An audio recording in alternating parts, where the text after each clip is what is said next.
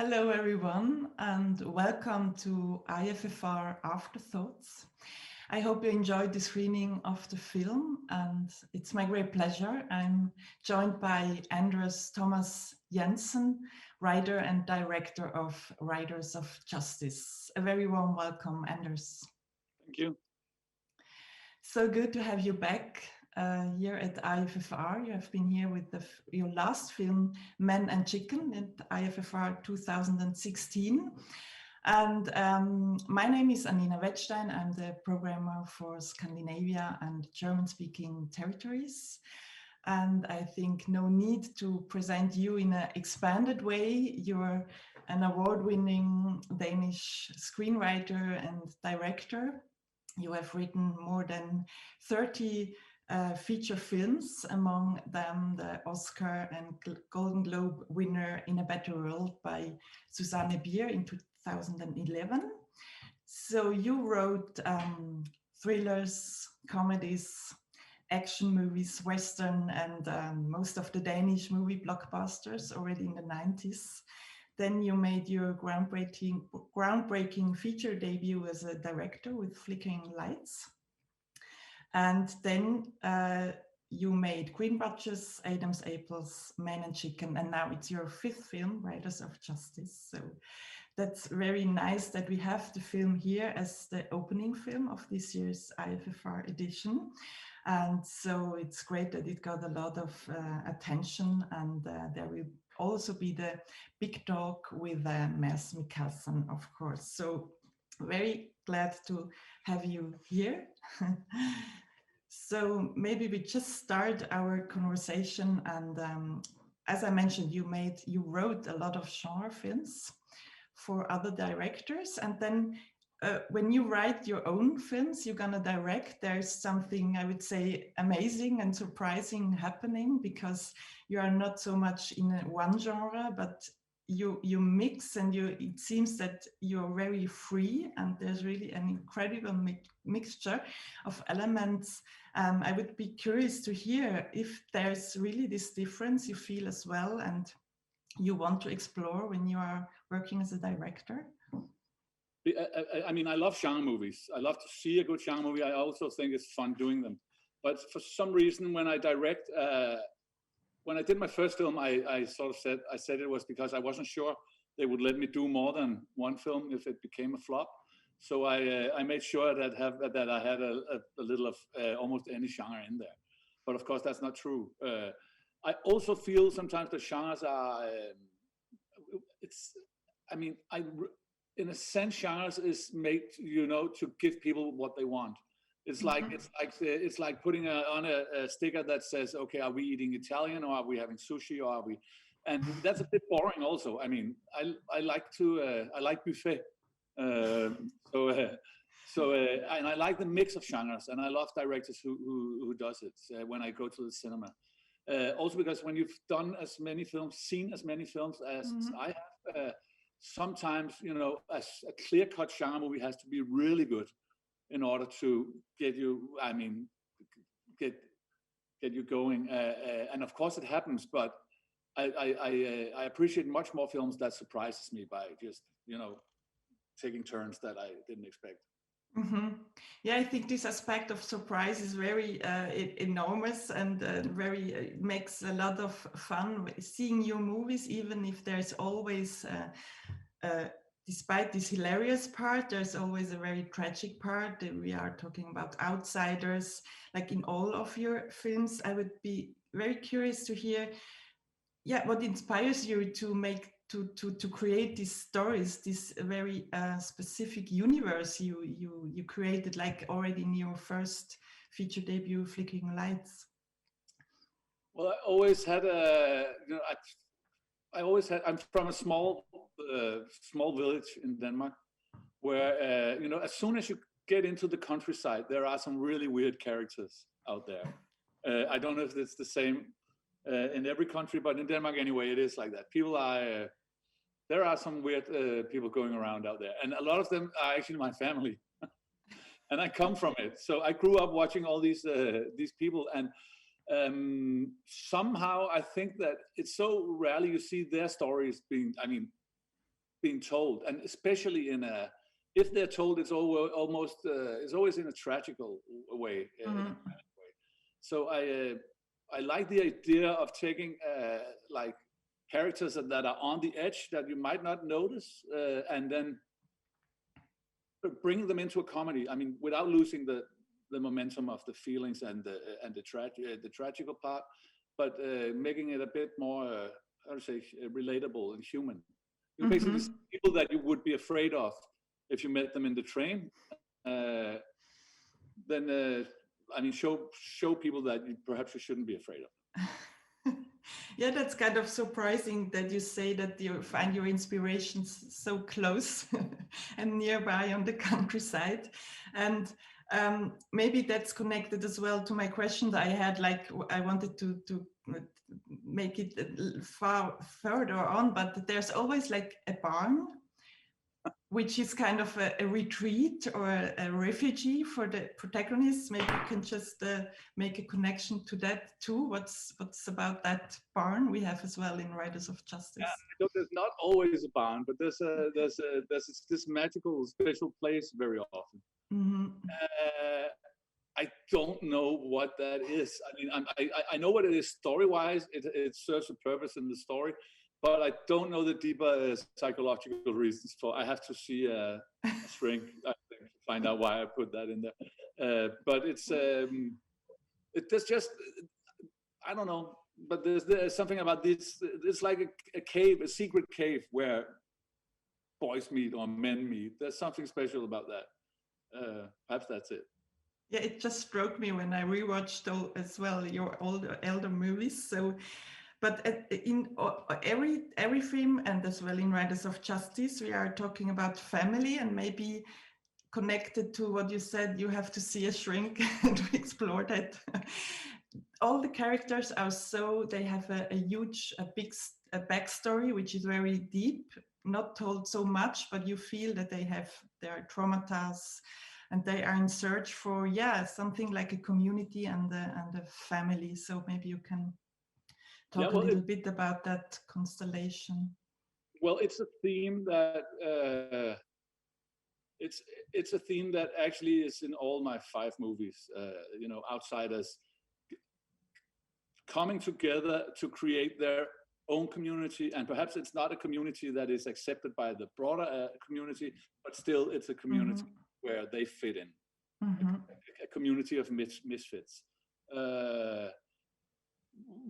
I don't know why I land there always, but it's again, it's. I mean, it's something to do with. I mean, first of all, tragic stories are good stories, right? So I mean, a tragic backstory is that's always good drama, and I mean, especially in Riders of Justice, it's very obvious. I mean, everybody in that film somehow lost their family in one way or the other. So it's 5 people who lost their family and have to, I mean, come together and find a new family and become a new family. And I don't know why, but every time I write something for myself, I end up there thematically.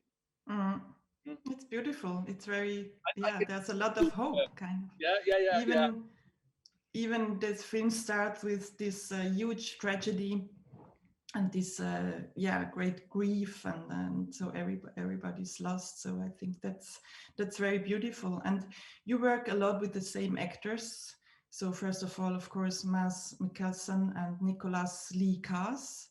So Mads Mikkelson already was in your first film as well, like as Nicholas. And so maybe can you talk about that? What's the why, or what's the advantage maybe, or or is it like evident that you work with the same actors, or not always, but you like to work with the same? Yeah, but I mean, the obvious answer is that he's extremely good. I think he's one of the best actors working in Europe, or perhaps in the world right now. Man, he's so he can play comedy. He can play. I mean, he's so good. So why would why would I not work with him again? That's the obvious answer. Then there is also a collaboration that's been going on for like more than 20 years. Actually, it's almost 25 years, where if you put the scripts I did and the short movies. Mm-hmm. So it's we've known each other for a long time, and a lot of the stuff we do, I do build on parts. For instance, Elias in Men and Chicken is very much built on top of Ivan from Adam's Apples. I mean, that character is a refinement of him. So, and we keep pushing the boundaries of what we can do, and it's just so much easier if you. When you have a clever and talented actor like him to sort of interpret your things, it's you can almost say with Nikolai and him, it's almost a collaboration. The film.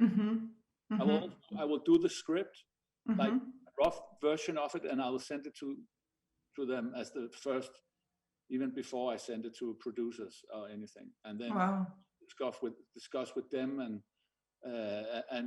do a rewrite, and then I'll go to a producer. So it's very early on.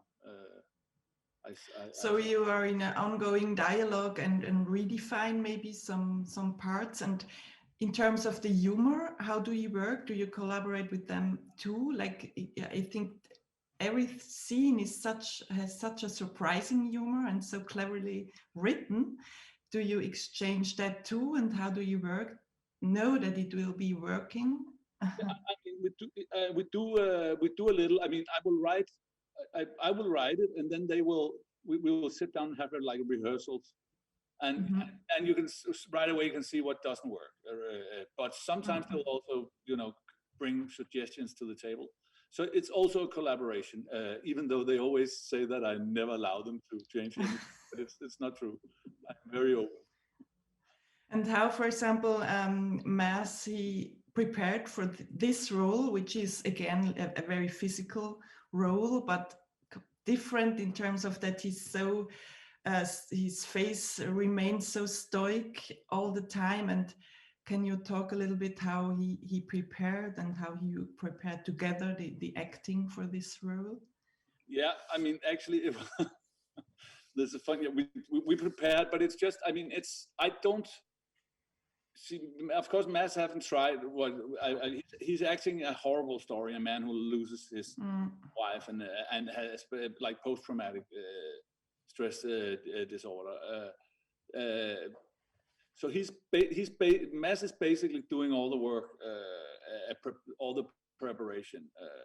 The only things where I could help is like, do you want a physical trainer? Do you want somebody to help you with the gun to teach you how to? And actually, Mads this time, listen, I've done so many action films the last couple of years. I don't need it. I know how to do it.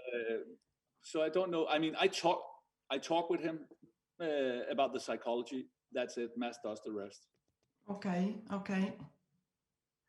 Yeah, what is so fascinating, it's not it's not only one, like a big actor like Mads, it's as well like ensemble movies you make. So each of the character is very precise and really has its place in the movie. Let's speak, for example, as well about Matilda, which is performed by Andrea Heick-Gadeberg.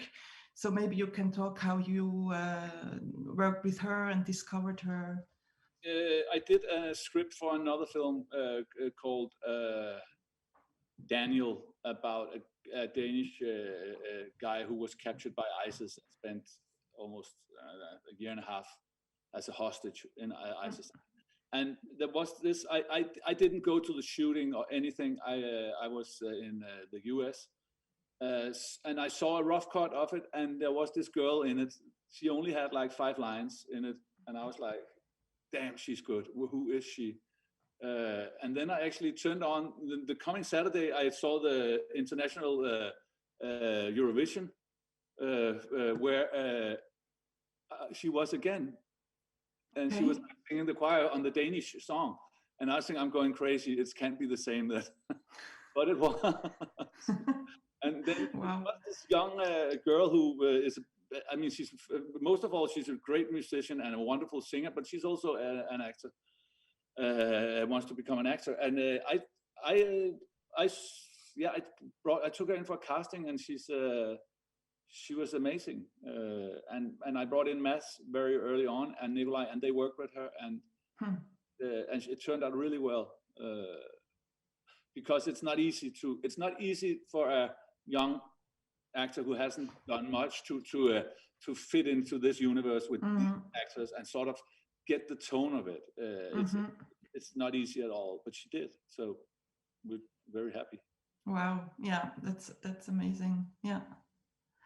And just we are running out of time already a little bit. It's so interesting to hear what you're saying. Maybe we can talk a little bit about the meaning of life and the key topics you have in Riders of Justice, and maybe just you have a starting point and a story that interests you and comes out like this huge I don't even know how to say, this variety of humor and tragedy. And so maybe you can is this where you wanted to go from the beginning, like with this key topic, the meaning of life, and then maybe the incident of an accident? So can you explore but that life, life is I don't know with I can only talk for like men in my age. When you sort of turn 40, you almost anybody I know, they have this crisis, right? Where they start looking around saying, is this really it? And they discover that basically they thought all their youth they were in control of things, but they are not at all in control of anything. They get cancer, become sick, people, friends die. We don't control anything. Coincidence does. That's the tough one for a human being to accept. And then you have like a variety of there's different places where you can go. You can become religious. There's faith. You can start doing drugs. You can start drinking, or you can surround yourself with people you love. That's basically what I found out. That's the choices you have. You could do a bit of it all, but it's best to make a choice, I think. And that was basically what I wanted this film to be about: the loss of control for a man who thinks he's in control, and how we are all subject to coincidence and something bigger. But the answer to, life, there is no life is pointless somehow. We all know that, but the answer might be love and family. I know it's very, very banal, but it's the best answer I can come up with. So that's why. Maybe it's even more important in these very challenging times we are in right now. And Riders of Justice opened and had a local release in Denmark in November, and it was like the best opening like for the whole year, I think. And then the cinemas had to shut down. So I really hope you can continue this amazing box office hits. And maybe just to wrap it up, how is it for you to be back to IFFR and to open the festival? It's very different because the festival is different. But it's wonderful. I'm glad to be back. But honestly, I hope I can be back in a couple of years with a new film where we're all there physically. So yeah, I hope that. But it's great. Yeah, indeed. We hope that very much. We too. So thank you so much for the participation in this conversation. It was a huge pleasure and honor to have you here with us. All the best to you. And thanks as well to the audience for listening, and all the best. See you soon and take care. You too. Thank you. Bye.